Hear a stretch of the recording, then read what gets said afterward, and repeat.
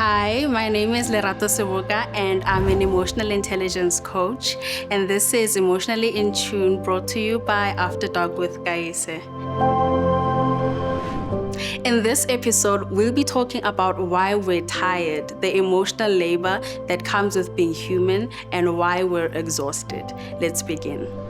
I think how we can reconcile with our emotional world is by being advocates for our existence and experiences. And I feel like I reiterate it because it's such an integral part of being human that it makes no sense to me why it should be suppressed or shunned or judged. It's such a natural response to our stimuli, which is our environment, our thoughts, conversations, as well as experiences.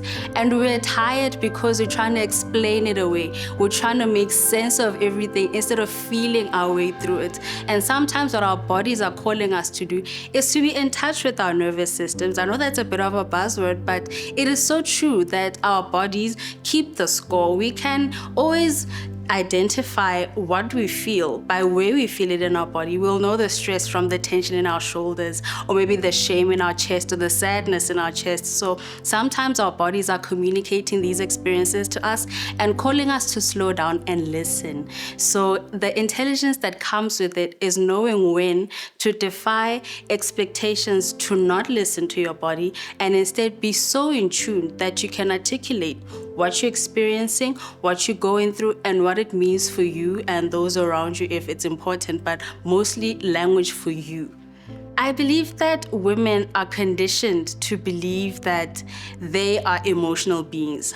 At the same time, it's not seen as work, when it is so much to transmute any negative energy or experience, make sense of it, walk around in the world, try to make a meaningful contribution, when in truth, what we are trying to do is make sure that what we contribute is something that is of value.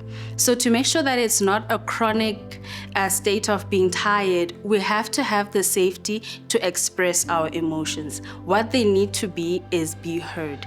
And so we need to start with our own selves by knowing what we feel, how we feel, and that it is all valid without judging it by saying, I shouldn't be feeling like this, or maybe it's my fault that I feel like this. Sometimes the things that you feel are not really yours. Sometimes this is what we can attribute to empathy, which is a feminine quality, a quality that has been given to women a lot.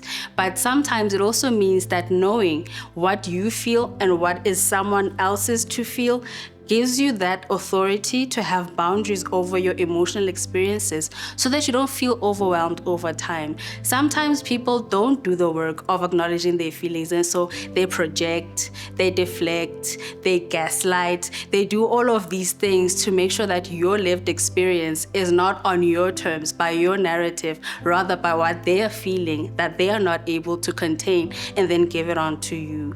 So in order to counter that, I think we need to be mindful of the fact that this realm that we exist in of emotions and thoughts is really important, and it has a lot of messages that it needs to share so that we can understand the power that we do have to have real influences in the world, and not just in structures but everywhere.